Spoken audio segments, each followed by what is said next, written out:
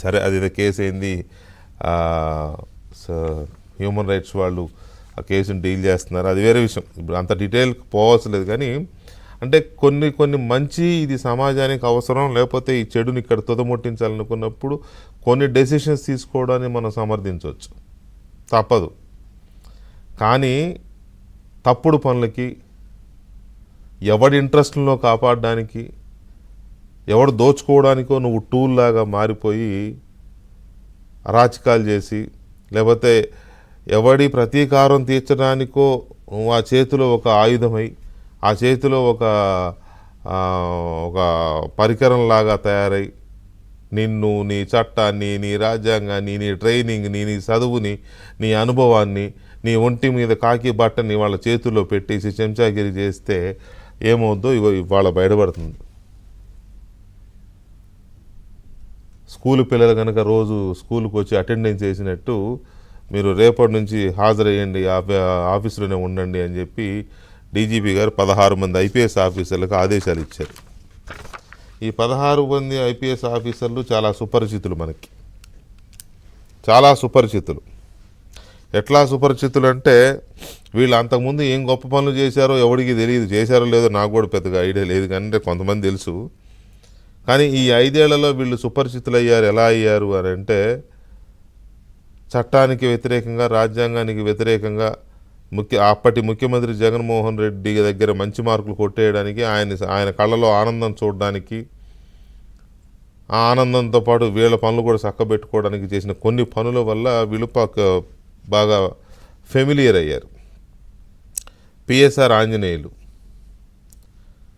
DG rank IPS officer, ఇప్పుడు intelligence chief.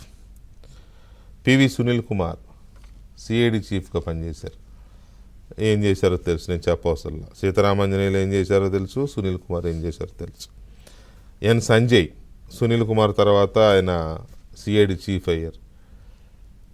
ఆయన ఎంత గొప్పగా ఇది చేశారో తెలుసు, ఎక్కడెక్కడ ప్రెస్ మీట్లు పెట్టి నాన్న అభివచనం చేశారో తెలుసు సంజయ్. క్రాంతి రాణా టాటా విజయవాడ కమిషనర్గా చేశారు. అన్ని ఫెయిల్ చూసే, కానీ దాన్ని కూడా కప్పిపుచ్చుకోవడం. పాల్రాజు గుంటూరు రేంజ్ ఐజీగా పనిచేశారు, తెలిసిందే. కొల్లి రఘురామరెడ్డి, ఇక ఈయన మొత్తం సర్వస్వం నేనే అని చెప్పి దీనికి వచ్చేసాడు ఆయన.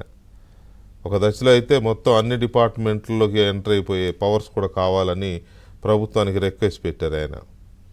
చంద్రబాబు నాయుడు గారిని అర్ధరాత్రి నంద్యాల వెళ్ళి తలుపు కొట్టి అరెస్ట్ చేసింది ఆయనే, బస్సులోంచి బయటికి తీసుకొచ్చి.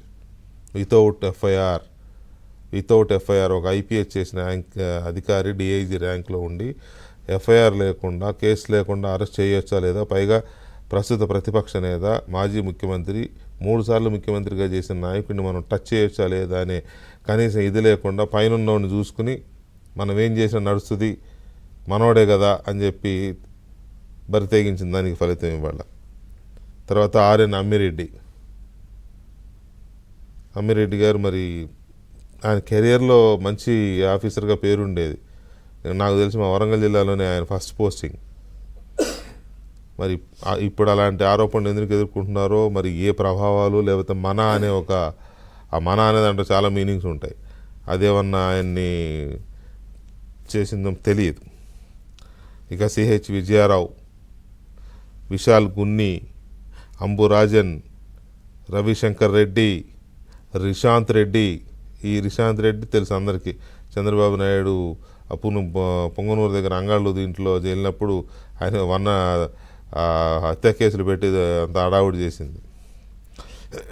రఘువీరారెడ్డి, పరమేశ్వర్ రెడ్డి, జాషువా అంటే మనకి కృష్ణా జిల్లా ఎస్పీగా ఉండి బాగా ఇదంటే పట్టాభిని లిఫ్ట్ చేసిన విషయంలో కానీ, పట్టాభిని కిడ్నాప్ చేసిన విషయంలో కానీ, దేవినేని ఉమాని కిడ్నాప్ చేసిన విషయంలో కానీ, వీటిల్లో జాషువా చాలా ఫెమిలియర్ ఆయన. కృష్ణకాంత్ పటేల్.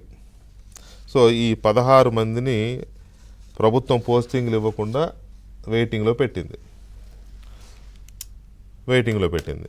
ఎందుకు పెట్టింది అని అంటే, వీళ్ళ మీద ఆరోపణలు ఉన్నాయి, వీళ్ళని మరి నెక్స్ట్ ఏంటి అనేది ప్రాసిక్యూట్ చేయడమా లేకపోతే ఏంటి అని పక్కన పెడితే వీళ్ళకి పోస్టింగ్స్ ఇవ్వడానికి వీళ్ళ ట్రాక్ రికార్డ్ గడిచిన 5 ఇయర్స్గా దెబ్బతిన్నది కాబట్టి ఏం పోస్టింగ్ ఇవ్వాలనేది ఒకటి. నేను ఇవాళ ఎంక్వైరీ చేస్తే ఇందులో కొంతమందికి యాక్చువల్గా పోస్టింగ్ ఇవ్వాలనుకుంటుంది ప్రభుత్వం. ఎస్పీ స్థాయిలో ఉన్న వాళ్ళకి ఒక 5-6 పోస్టింగ్ ఇవ్వాలని కూడా ప్రభుత్వం భావిస్తున్నట్టు సమాచారం. కానీ డీజీపీ గారు వాళ్ళ ఆదేశాలు ఇచ్చారు. ఏమనంటే మీరు ఎక్కడెక్కడో తిరిగితే కుదరదు, మీరు వెయిటింగ్లో ఉన్నా కూడా డ్యూటీలో ఉన్నట్టే కాబట్టి మీరు రోజు ఉదయం వచ్చి రాత్రి వరకు డీజీపీ ఆఫీసులో హెడ్ క్వార్టర్లో ఉండాలి. ఆ హెడ్ క్వార్టర్లో హాల్లో ఉంటుంది, ఒక రిజిస్టర్ ఉంటుంది, దాంట్లో అటెండెన్స్ సంతకం వచ్చినప్పుడు వెళ్ళేటప్పుడు సంతకాలు పెట్టాలని చెప్పి ఇచ్చారు.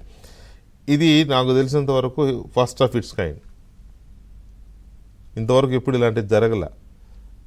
నాన్ ఐపీఎస్లు నాన్ క్యాడర్ వాళ్ళకి కొంతమందికి అక్కడక్కడ ఉండేది ఇట్లాంటి వెయిటింగ్లో వీఆర్లో పెట్టినప్పుడు ఉంటుంది.